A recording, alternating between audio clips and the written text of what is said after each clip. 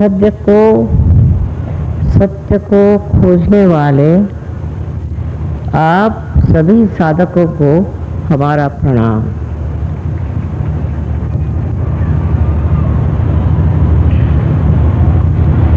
आज तक हम ये जानते ही नहीं थे कि हमें केवल सत्य मिला है। जिस चीज को बुद्धि ठीक समझती थी उसी को हमने सत्य माना।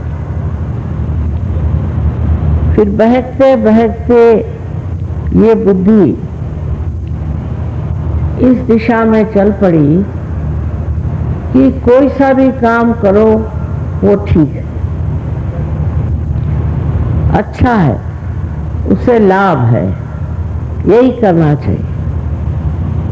सत्य से परे मनुष्य भटक गया और भटकते भटकते पता नहीं कौन सी खाई में जाकर गिरा हुआ है। ये देख करके लोग सोचते हैं कि ऐसे कैसे हुआ, ऐसी स्थिति क्यों आई। मनुष्य के अंदर जो बुद्धि है उस बुद्धि को इस तरह से कुबुद्धि में परिवर्तित क्यों कर दिया गया। इसको सुबुद्धि बनाना था, वो कुबुद्धि हो गई और उस कुबुद्धि से ऐसी ऐसी चीजें निकलने लग गई जिससे न तो दूसरों को कोई सुख हो सकता है न तो स्वयं को सुख हो सकता है।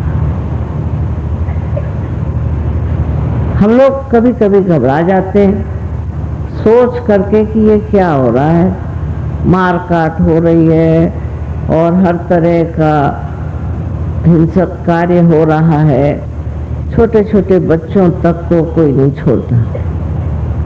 इस तरह की अनेक विकृतियां हमारे अंदर जो जागरूक हो गई हैं, उसको देख करके यही मैं कह सकती हूँ कि घोर कलयुग है, कलयुग की परिसीमा है। इतना तो वर्णन शास्त्रों में भी नहीं है कि ये ऐसा काल आएगा। उन्होंने साधारण इधर उधर की बातें की, ऐसा मुझे लगता है कि लोग जो हैं वो पीतल में खाना नहीं खाएंगे और लोहे में खाना खाएंगे। इस प्रकार की बहुत ही औपचारिक मेरे ख्याल से बातें उसमें लिखी हुई हैं।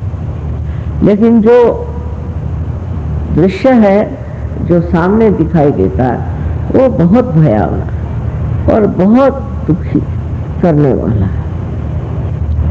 इसके पीछे में यही कहना चाहिए कि मनुष्य को अपना रास्ता नहीं मिला। बंद करा पंखा बंद करा। और वो कहां से कहां भटक गया, उसको सुख नहीं मिल सकता। इस सुख के खोज में वो गलत चीज के पीछे बढ़ा, जिसे मृग तृष्णा कहते हैं। इस प्रकार मनुष्य भटकते भटकते घोर अंधकार में घुस गया।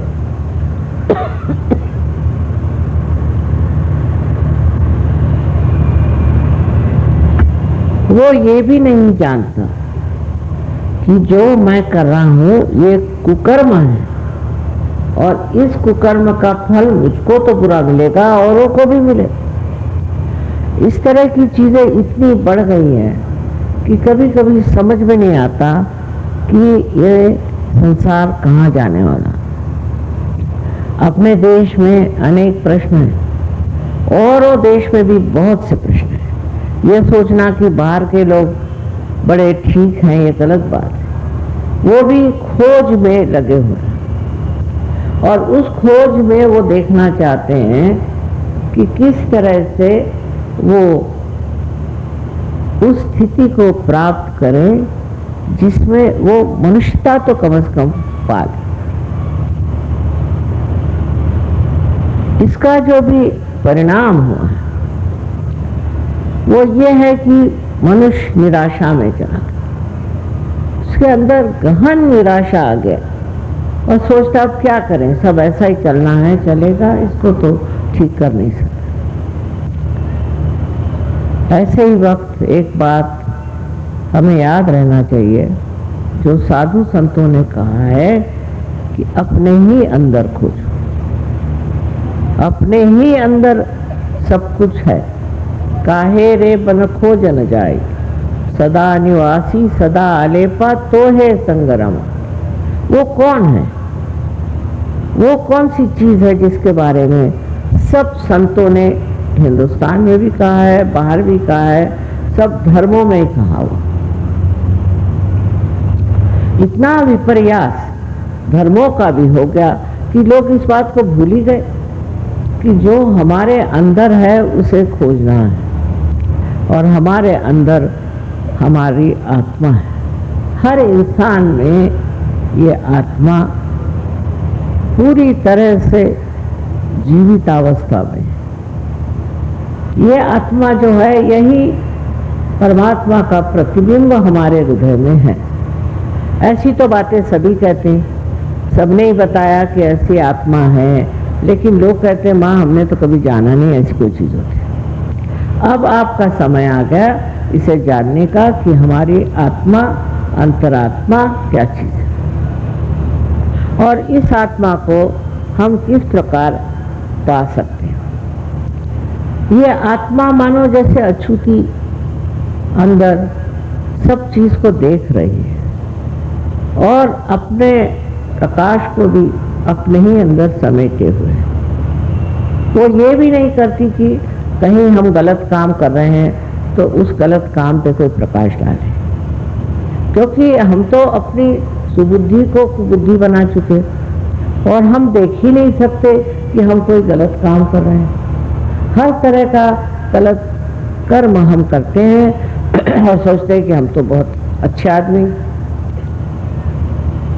इस प्रकार हमारी सतसत विवेक बुद्धि भी खत्म हो गई। अब इसी आत्मा को पाने की बात है, और इस आत्मा को किस प्रकार पाया जा सकता है ये समझना चाहिए। इसी के लिए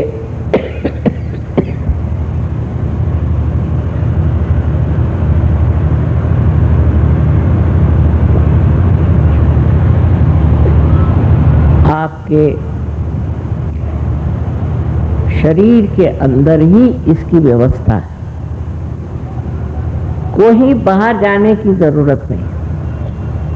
आपके ही त्रिकोणाकार अस्थि में एक शक्ति कुंडलिनी, एक पवित्र शक्ति स्थित है, और जब इसकी जागृति होती है तो वो 6 चक्रों में से गुजरते हुए अंत में ब्रह्मरंध्र को भेदते हुए उस सूक्ष्म शक्ति से एकाकारिता करती है जो परमेश्वर की प्रेम शक्ति। ऐसे अपने शास्त्रों में लिखा था, लेकिन ऐसे तो कोई करता नहीं था।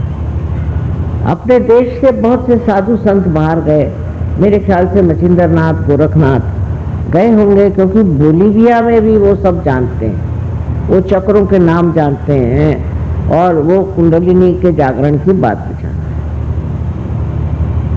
रशिया में भी मैंने देखा, और हर जगह देखती हूँ कि पुरातन जो पेंटिंग्स हैं, जो कुछ भी वहाँ चित्रकारी है, उसमें सब चक्र बने हुए हैं। आप अगर थोड़ा सफ़र करें तो आप हैरान हो जाए कि ये सब चीज़ें इन्होंने कहाँ जानी और कैसे जाना, ये किसने बताया। तो इसमें अपने यहाँ के कोई न कोई संत साधु गए थे, ऐसा बताते, और उन्होंने ये बातें बताई और हम लोगों को भी बताकर चले गए, और हमारे यहाँ भी लिखकर चले गए कि ऐसी कुंडलिनी आपके अंदर है। यहाँ तक कि जो नाथपंथी लोग थे उन्होंने इसके बारे में किसी को बताया नहीं, क्योंकि वो सोचते थे अगर किसी और को दे दीजिए तो लोग हैं वो उसका क्या इस्तेमाल करेंगे, क्या करेंगे, क्या न करेंगे। और हुआ है, जिन्होंने ये चीज़ पढ़ी वो दुनिया भर की झूठी झूठी बातें फैलाते हैं और खूब उन्होंने पैसा कमाने का धंधा बनाया।